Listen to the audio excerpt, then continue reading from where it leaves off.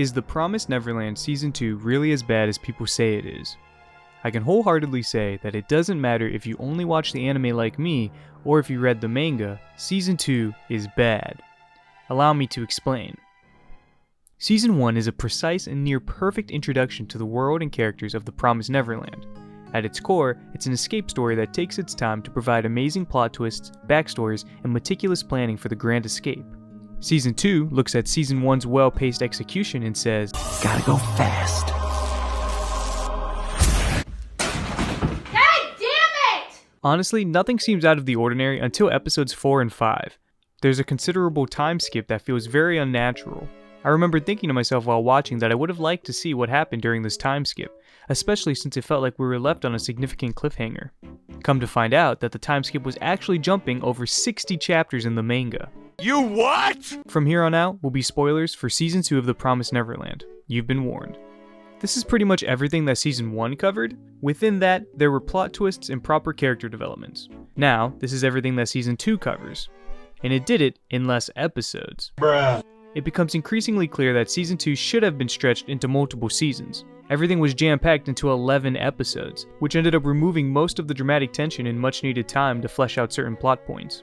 For example, Isabella is offered the job to help catch the escaped children in exchange for her freedom, and what I assumed was her son's life.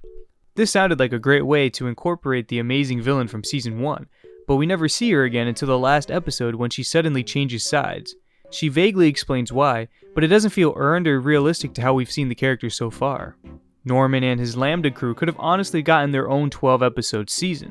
The same way Season 1 was an escape storyline, the Lambda experience and escape could have been its own arc. That way, Norman's Lambda friends could have at least gotten some shine, because instead, they were pretty much relegated to background characters that I couldn't care less about.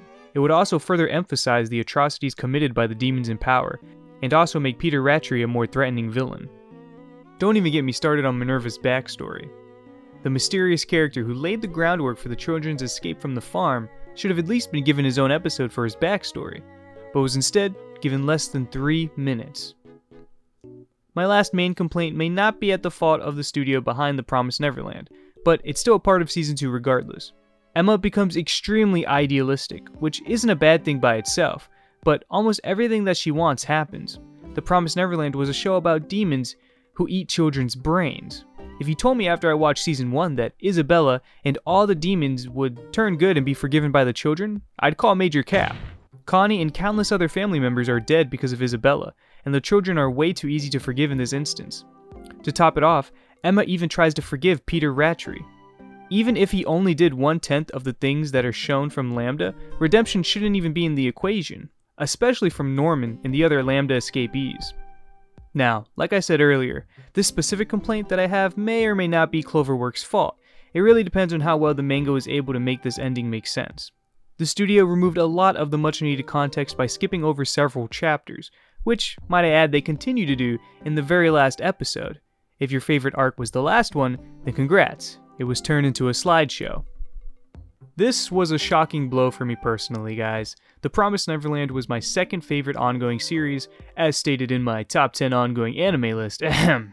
At least the silver lining is that it aired during a season that was straight bussin'. I could drown the tears of my pain in shows that were actually gas.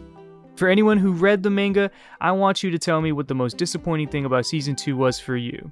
Also, if anyone knows why Studio Cloverworks completely dropped the ball on this show, that'd be great to know too. Thank you for watching, and hopefully, I'll see you in the next one.